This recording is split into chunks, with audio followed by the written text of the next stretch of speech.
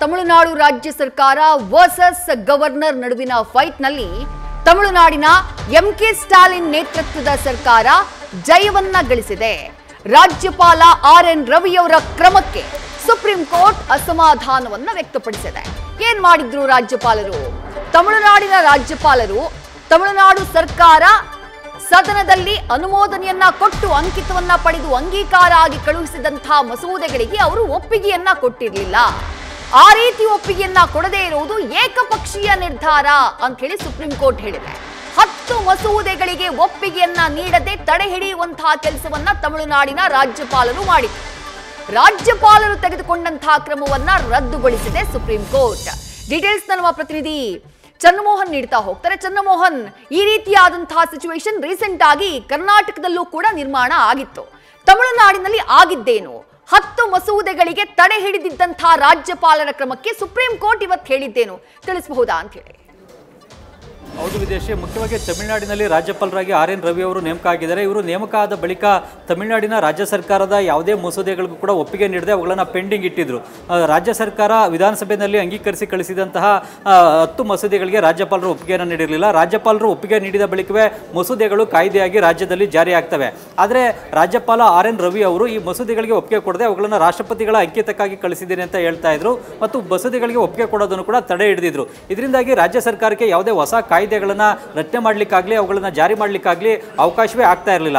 ಈಗ ಯಾವುದೇ ರಾಜ್ಯದಲ್ಲಾಗ್ಬೋದು ಯಾವುದೇ ಕಾನೂನುಗಳನ್ನು ರಚನೆ ಮಾಡುವಂಥ ಅಧಿಕಾರ ರಾಜ್ಯ ಸರ್ಕಾರಗಳಿಗೆ, ರಾಜ್ಯ ವಿಧಾನಸಭೆಗಳಿಗಿದೆ. ಆದರೆ ಆ ಹಕ್ಕು ಅಧಿಕಾರವನ್ನೇ ರಾಜ್ಯಪಾಲರು ಕಸಿದುಕೊಂಡಂತಾಗ್ತಾ ಇತ್ತು ಮತ್ತು ಅದಕ್ಕೆ ತಡೆ ಒಡ್ಡಿದಂತಾಗಿತ್ತು. ಹೀಗಾಗಿ ತಮಿಳುನಾಡು ರಾಜ್ಯ ಸರ್ಕಾರ ಸುಪ್ರೀಂ ಕೋರ್ಟ್ಗೆ ಈ ಬಗ್ಗೆ ಒಂದು ಅರ್ಜಿಯನ್ನು ಸಲ್ಲಿಸಿತ್ತು. ರಾಜ್ಯಪಾಲರು ನಾವು ವಿಧಾನಸಭೆಯಲ್ಲಿ ಅಂಗೀಕರಿಸಿ ಕಳಿಸಿದಂಥ ಮಸೂದೆಗಳಿಗೆ ಒಪ್ಪಿಗೆಯನ್ನು ಕೊಡದೇ ಪೆಂಡಿಂಗ್ ಇಟ್ಟಿದ್ದಾರೆ, ಇದರಿಂದಾಗಿ ನಮ್ಮ ಕಾಯ್ದೆಗಳನ್ನು ಜಾರಿಗೆ ತರಲಿಕ್ಕೆ ಆಗ್ತಾ ಇಲ್ಲ, ಈ ಬಗ್ಗೆ ರಾಜ್ಯಪಾಲರಿಗೆ ನಿರ್ದೇಶನ ನೀಡಬೇಕು ಅಂತೇಳಿ ಮನವಿಯನ್ನು ಮಾಡಿಕೊಂಡಿದ್ರು. ಈ ಅರ್ಜಿಯನ್ನು ವಿಚಾರಣೆ ನಡೆಸಿದಂಥ ಸುಪ್ರೀಂ ಕೋರ್ಟ್ ಇವತ್ತು ತೀರ್ಪನ್ನು ಕೊಟ್ಟಿದೆ. ಈ ತೀರ್ಪಿನಲ್ಲಿ ಮುಖ್ಯವಾಗಿ ರಾಜ್ಯಪಾಲ ಆರ್.ಎನ್. ರವಿ ಅವರು ರಾಜ್ಯ ಸರ್ಕಾರ ವಿಧಾನಸಭೆಯಲ್ಲಿ ಅಂಗೀಕರಿಸಿ ಕಳಿಸಿದಂಥ ಮಸೂದೆಗಳಿಗೆ ಒಪ್ಪಿಗೆ ನೀಡದೆ ಪೆಂಡಿಂಗ್ ಇಟ್ಟಿರ್ತಕ್ಕಂಥದ್ದು ಸಂವಿಧಾನ ಬಾಹಿರ, ಕಾನೂನು ಬಾಹಿರ, ಏಕಪಕ್ಷೀಯವಾದಂತಹ ತೀರ್ಮಾನ. ಈ ರೀತಿಯಾಗಿ ಮಸೂದೆಗಳನ್ನು ಪೆಂಡಿಂಗ್ ಇಟ್ಟಿರುವಂಥದ್ದು ಸರಿಯಲ್ಲ ಅಂತೇಳಿ ಸ್ಪಷ್ಟವಾದಂಥ ತೀರ್ಪನ್ನು ನೀಡಿದೆ. ಈ ಮೂಲಕವಾಗಿ ರಾಜ್ಯಪಾಲ ಆರ್.ಎನ್. ರವಿ ಅವರು ತೆಗೆದುಕೊಂಡಂಥ ಕ್ರಮವನ್ನು ತೀವ್ರವಾಗಿ ಸುಪ್ರೀಂ ಕೋರ್ಟ್ ಕೂಡ ತರಾಟೆಗೆ ತೆಗೆದುಕೊಂಡಿದೆ. ಮುಖ್ಯವಾಗಿ ರಾಜ್ಯಪಾಲರಿಗೆ ಸಂವಿಧಾನದ 200ನೇ ವಿಧಿಯ ಪ್ರಕಾರ ರಾಜ್ಯ ಸರ್ಕಾರ ವಿಧಾನಸಭೆಯಲ್ಲಿ ಅಂಗೀಕರಿಸಿ ಕಳಿಸಿದಂಥ ಮಸೂದೆಗಳಿಗೆ ಒಪ್ಪಿಗೆ ಕೊಡಲಿಕ್ಕೆ ಕೆಲವೊಂದು ಆಯ್ಕೆಗಳಿವೆ. ಮೊದಲನೇದಾಗಿ ಮಸೂದೆಗೆ ಒಪ್ಪಿಗೆಯನ್ನು ಕೊಡ್ಬೋದು, ಇಲ್ಲವೇ ಮಸೂದೆಗೆ ಒಪ್ಪಿಗೆ ಕೊಡದೆ ಅದನ್ನು ತಿರಸ್ಕರಿಸಬಹುದು, ಇಲ್ಲವೇ ಮಸೂದೆಯನ್ನು ರಾಷ್ಟ್ರಪತಿಗಳ ಅಂಗೀಕಾರಕ್ಕಾಗಿ ಕಳಿಸಬಹುದು. ಈ 3 ಆಯ್ಕೆಗಳನ್ನು ಮಾಡಲಿಕ್ಕೂ ಕೂಡ ಕಾಲಮಿತಿಯನ್ನು ಈಗ ಸುಪ್ರೀಂ ಕೋರ್ಟ್ ನಿಗದಿಪಡಿಸಿದೆ.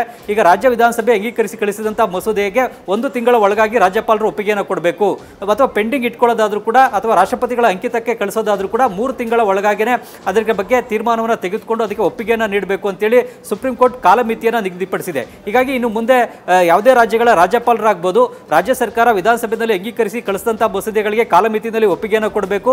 ರಾಷ್ಟ್ರಪತಿಗಳಿಗೆ ಕಳಿಸಿ ಅಂಗೀಕಾರ ಪಡೆಯೋದಾದ್ರೂ ಕೂಡ 3 ತಿಂಗಳಲ್ಲೇ ಅವುಗಳ ಬಗ್ಗೆ ತೀರ್ಮಾನವನ್ನು ತೆಗೆದುಕೊಳ್ಬೇಕಾಗುತ್ತೆ. ಈಗ ರಾಜ್ಯ ವಿಧಾನಸಭೆಯಲ್ಲಿ ಅಂಗೀಕರಿಸಿ ಕಳಿಸಿದಂಥ ಮಸೂದೆಗಳಿಗೆ ಗಳೆಲ್ಲವೂ ಕೂಡ ರಾಜ್ಯಪಾಲರಿಂದ ಒಪ್ಪಿಗೆಯನ್ನು ಪಡೆದಿವೆ ಅಂತಲೇ ಅರ್ಥ ಅಂತೇಳಿ ಈಗ ಸುಪ್ರೀಂ ಕೋರ್ಟ್ ಕೂಡ ತೀರ್ಪು ಕೊಟ್ಟಿದೆ. ಹೀಗಾಗಿ ಈಗ ಮತ್ತೆ ತಮಿಳುನಾಡು ರಾಜ್ಯ ಸರ್ಕಾರ ಮಸೂದೆಗಳನ್ನು ವಿಧಾನಸಭೆಯಲ್ಲಿ ಅಂಗೀಕರಿಸಿ ಕಳಿಸಿದ್ರೆ 1 ತಿಂಗಳ ಒಳಗಾಗಿ ಆ ಮಸೂದೆಗಳು ಅಂಗೀಕಾರ ಆಗಿವೆ ಅಂತಲೇ ಅರ್ಥ ಅಂತೇಳಿ ಸುಪ್ರೀಂ ಕೋರ್ಟ್ ಕೂಡ ತೀರ್ಪನ್ನು ಕೊಟ್ಟಿದೆ. ಈ ಒಂದು ತೀರ್ಪನ್ನು ಈಗ ತಮಿಳುನಾಡು ರಾಜ್ಯ ಸರ್ಕಾರ ಕೂಡ ಸ್ವಾಗತವನ್ನು ವ್ಯಕ್ತಪಡಿಸಿದೆ. ಇದು ಎಲ್ಲ ರಾಜ್ಯಗಳಿಗೂ ಕೂಡ ರಾಜ್ಯ ಸರ್ಕಾರಗಳಿಗೂ ಸಿಕ್ಕಂತಹ ಐತಿಹಾಸಿಕ ಜಯ ಅಂತೇಳಿ ಸಿಎಂ ಎಂ.ಕೆ. ಸ್ಟಾಲಿನ್ ಅವರು ಕೂಡ ಹೇಳಿದ್ದಾರೆ. ಮುಖ್ಯವಾಗಿ ಹಿಂದೆ UPA ಸರ್ಕಾರ ಇದ್ದಂಥ ಸಂದರ್ಭದಲ್ಲೂ ಕೂಡ ಇದೇ ರೀತಿಯಾದಂಥ ಪರಿಸ್ಥಿತಿ ಬಿಜೆಪಿ ಆಳ್ವಿಕೆ ರಾಜ್ಯಗಳಲ್ಲಿತ್ತು. ಆಗ ಬಿಜೆಪಿ ಆಳ್ವಿಕೆ ರಾಜ್ಯಗಳಲ್ಲಿ ರಾಜ್ಯಪಾಲರುಗಳು ಬಿಜೆಪಿ ಸರ್ಕಾರದ ಮಸೂದೆಗಳಿಗೆ ಒಪ್ಪಿಗೆಯನ್ನು ಕೊಡ್ತಾ ಇರಲಿಲ್ಲ. ನರೇಂದ್ರ ಮೋದಿ ಅವರು ಗುಜರಾತ್ನ ಸಿಎಂ ಆಗಿದ್ದಂಥ ಸಂದರ್ಭದಲ್ಲೂ ಕೂಡ ಗುಜರಾತ್ನಲ್ಲಿ ಕಮಲಾ ಬೇನಿವಾಲಾ ಅಂತ ರಾಜ್ಯಪಾಲರಿದ್ರು.